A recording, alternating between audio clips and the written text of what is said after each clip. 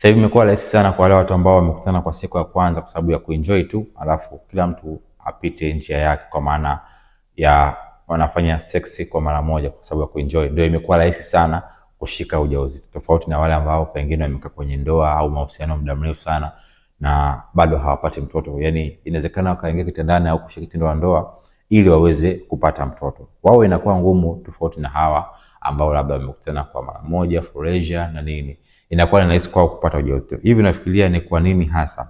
Sasa leo tutoa sababu.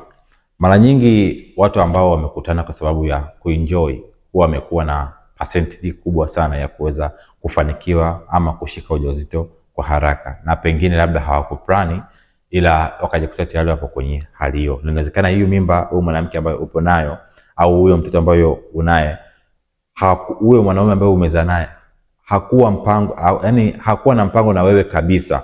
Inawezekana tu umekutana naye hivyo imetokea, so imembidi tu akuoe au ale huyo mtoto kwa ulazima.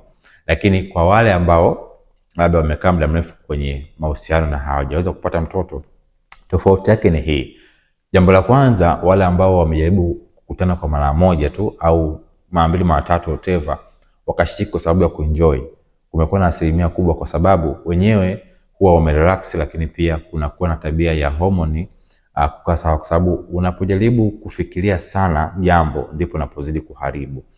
Kwa hiyo wale ambao walikuwa wamefanya kwa sababu ya kuenjoy hawakufikiria kama kuna hiyo process labda kupata mtoto au kupata ujauzito, kwa sababu waliamini kwamba wanaenjoy na ni jambo la muda mfupi. Kwa hiyo kilichofanyika labda pengine huyo mtu alikuwa tayari ni ovulation, hormones zilikaa sawa, hakuwa na mawazo. Kwa hiyo imekuwa rahisi sana, kizazi chake wenyewe wanasema kilikuwa karibu na kushika ujauzito.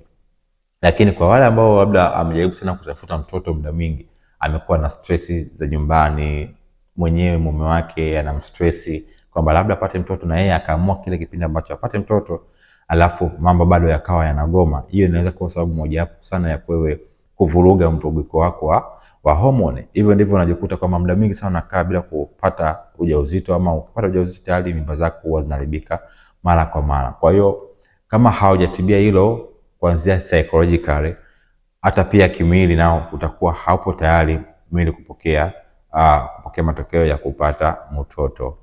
Hivyo mara nyingi sana watu wanajaribu kusema kwamba sex sio kwamba ni kitu jambo la kukomoana. Sex ni kwa sababu ya enjoyment, lakini pia kwa sababu ya plani ya kitu fulani, kama hivyo kuanzisha familia. Kwa hiyo hakikisha kama unatamani kuja kutaka mtoto, stress punguza sana stress, lakini shusha kile kiwango cha mategemeo makubwa sana kama unahitaji jambo fulani.